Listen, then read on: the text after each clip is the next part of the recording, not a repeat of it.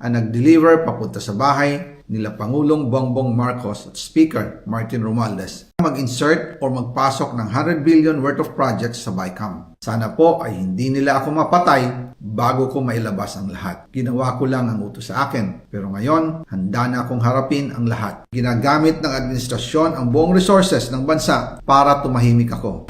That he will shoot me if I will talk. Gagamitin ako bilang panakipbutas sa kanilang kampanya laban sa korupsyon. Hindi na ako mananahimik, ilalabas ko ang lahat ng katotohanan. May resibo, may ebidensya, at may pangalan. Para sa bawat Pilipino. Alam ko, nabuo ang galit ninyo sa akin ngayon. Nauunawaan ko rin kung bakit, lalo na at malaki ang halagang nakataya. Pero bago kayo humusga, hayaan ninyong ipaliwanag ko ang buong katotohanan. Matagal akong hindi nagsalita dahil may direktang utos sa akin. Huwag nang bumalik ng Pilipinas at manahimik na lamang. Umalis ako noong July 19, 2025 para sa aking medical check-up. Nakaplanong bumalik pagkatapos ng SONA ni Pangulo. Pero habang papauwi na ako, tinawagan ako ni dating Speaker Martin Romualdez at sinabihan, "Stay out of the country. You will be well taken care of as instructed by the President." Noon naniniwala pa ako sa kanila, kaya't hindi ako bumalik. Tumikom ang aking bibig, sumunod ako, pero ang hindi ko alam, ang ibig pala nilang sabihin sa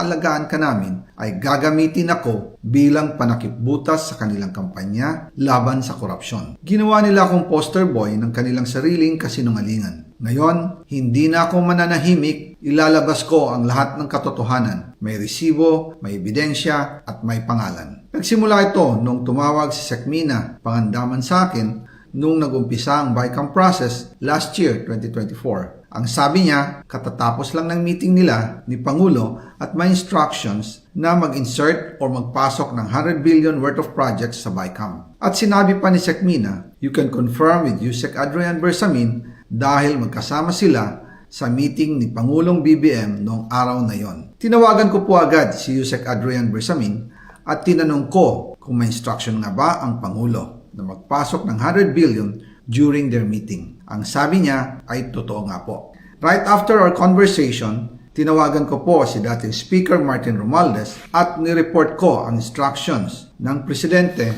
to insert the 100 billion projects. At sinabi niya sa akin, what the President wants, he gets. After ng ilang araw, nag-set po ng meeting si Sekmina Pangandaman at Yusek Adrian Bersamin sa amin ni dating Speaker Martin Romualdez sa Aguado Building in front of Gate 4 ng Malacanang at nandun din po si Yusek Jojo Cadiz. During the meeting, binigay po ni Yusek Adrian Bersamin ang listahan na worth 100 billion. Tinanong ko po si Yusek Adrian kung saan galing ang listahan. Ang sagot niya, galing kay PBBM mismo at binigay niya ito mula sa brown leather bag. Nung sinabi po ni Yusek Adrian Bersamin, yung brown leather bag, naalala ko noong nasa Singapore kami right after the elections, May 2022, sa Hilton Hotel, kami ni dating Speaker Martin and PBBM habang pauwi at pabalik ng Pilipinas, hinabol ng PSG ang brown leather bag at ang sabi ni PBBM, maiwan na lahat, wag lang ang brown leather bag. Kaya naniwala ako na utos talaga ito ng Pangulo. Pagkatapos ng ilang araw,